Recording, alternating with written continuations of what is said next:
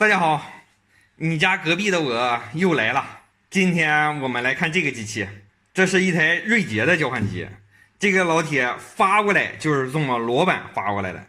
这个交换机就是传说中的飞镖交换机。正常的 PoE 口输出的电是48伏，它输出的电是24伏，24个24伏的 PoE 电口，然后还有2个光口，还有另外2个千兆的电口。这位老铁是个回头客，他第一次给我寄那个交换机就是严重泡水的一台，这次发过来这台又是泡水的。老铁呀，你真是恨我不死啊！泡水、重摔、雷击，维修界的3大噩梦啊！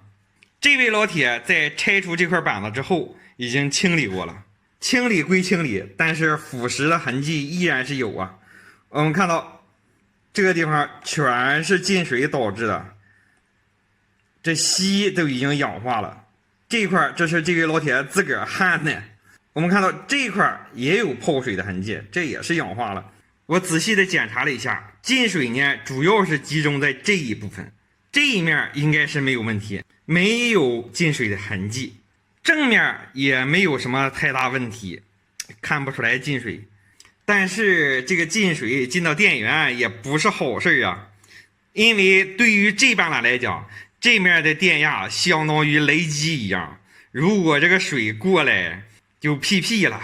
据这位老铁反映，现在呢是通电没有任何反应，然后他就看这块腐蚀比较严重，他就把这个重新焊了一下。其实你焊它根本没有必要，这个东西就是一个顺态抑制二极管，它就是防止雷击的，你即使把它拆掉，供电正常的话，它也照常工作。它这个供电是直接从这儿进来的，然后经过一个保险，然后再到后边。那咱们首先就来看一下这个保险是否还活着。我们看到它这个保险依然很健康啊，没有问题啊。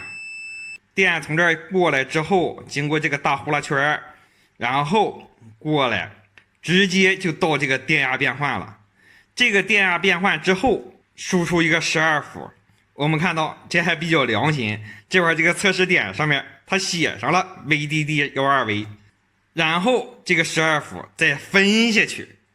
既然在这块通上一个24伏，它后边没有反应，那么咱们现在就从这块直接给它通一个12伏，通电。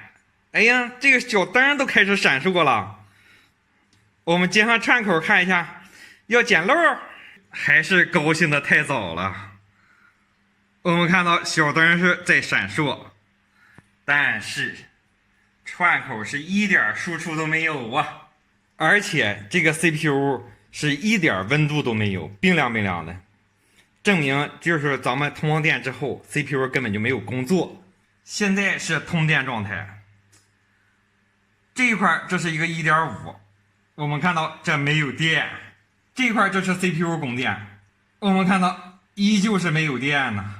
但是这个来的电这是有的12伏，这个来的电也是有的12伏。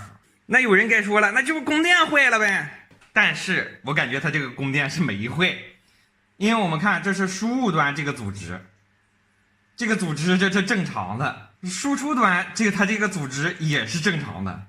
这个 CPU 供电我们再看，这个组织也是正常的，本身 CPU 供电它的组织就低。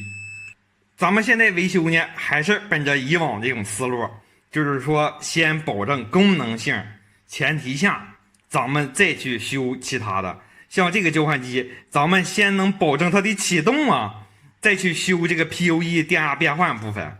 从这里到这里这部分咱们先放一放。它这个机器在设计的时候不知道是怎么想的，它这2个供电想要正常工作，它需要有一个触发的电路，但是我在正面找了半天，我也是没有找到啊。最后捋出来了，它这个触发啊，它设计在了背面，这个大大的小芯片就是用来产生触发电压的。而且刚才把它忽略了，我们拉近了看哈，它这底下角都已经腐蚀断了，这面明显这个角都没了。既然它都已经这德行了，那还磨叽啥呀？直接给它换上一个稍等片刻，老王，我快男的称号不是白叫的，一瞬间我就给他补好了，期间还干点针线活，他这个焊盘都烧掉了，然后我又重新给他补了一下。通电，小灯亮了，漂亮，开始跑马了，加载固件，现在系统能启动了，咱们着重来解决从这块到这块的问题。这个小芯片就是把24伏变成12伏，我们看到它的输出端呢并不短路，它的输入端也不短路。我感觉这个大大的小芯片应该是没有问题。我们看到背面这两个，这是一个上拉电阻和一个下拉电阻，由他们俩来控制这个输出电压的。但是这两个电阻，我们看到这个腐蚀是比较严重啊，给它加焊一下。这回这他妈尴尬了，这个4478这个电阻，本来我想给它加焊一下，没成想一上烙铁直接碎成渣了。幸好哥小学本科毕业呀，这个 R1 跟 R2 他们俩对应的就是这两个小电阻。经过我一番的计算，最后从料板上得知，碎成渣这个小电阻，这是一个20K 的。一瞬间老王就给它补上了，然后把它原有这个顺态一支这管也给换掉了。这次呢，我用一个24伏的电源直接给它供电。现在我们插电，漂亮，命令行一切正常，但是老王我不知道密码啊，进不去。这会指示灯一切正常，没有问题。数据传输也是没有问题，一切正常。它这个东西老王我查了一下，它好像不叫交换机，叫什么瑞芬什么主机，好像是。反正老王我是不会用啊，管它是啥呢，反正老王我已经给它干了。本期视频到此为止，拜了个拜。